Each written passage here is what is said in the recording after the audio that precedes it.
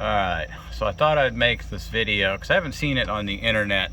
There's been some misinformation on the check valve in an RV and the water pump itself. So what you have here, you have a water pump, and the water flows from the tank this way up to the coach itself. Okay, and what happens is periodically the check valve here ends up failing. Okay, in the water pump. Everything else is fine, but the check valve fails internally in the water pump.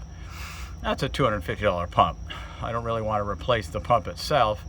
Now, the symptoms were that the freshwater tank kept filling. So first I thought it was the fill valve by the where you switch between city and water fill. So I replaced that. I did use a shark bite and that worked fine. Okay. One note about shark bites: it works on these, which is plastic, but it won't work on these, which is got a braided some kind in them. So I think they're slightly different diameters. All right. So one of the things is that you just add your own check valve to the line itself. Now there's there was some, I guess, confusion back and forth, is that some people put it after the pump and some people put it before the pump. And if you put it after the pump here, okay, what happens is you have the check valve here, okay, the water still leaks between here and here and then goes back, and then the pump keeps cycling on and off, okay, and that's not good for the pump.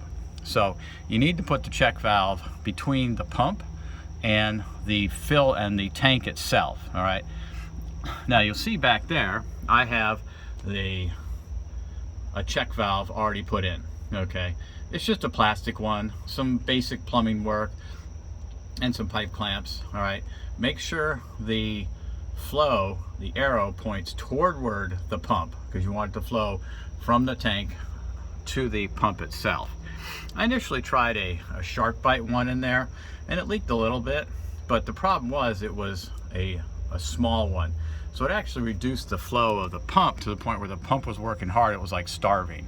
All right, so it's important to get a check valve that is bigger than the line itself. Okay, this is just a spring-loaded check valve. Okay, pretty simple out there. They have swing check valves, which is a flap, which is by gravity. They have a ball and spring one, which probably would work too. I didn't really go for the swing one because I wanted it to snap shut, because I didn't want the pump to work too hard itself. Okay, so I hope this helps people out. The most important thing is put the check valve between the pump and the tank itself and make sure it's pointed in the right direction. All right,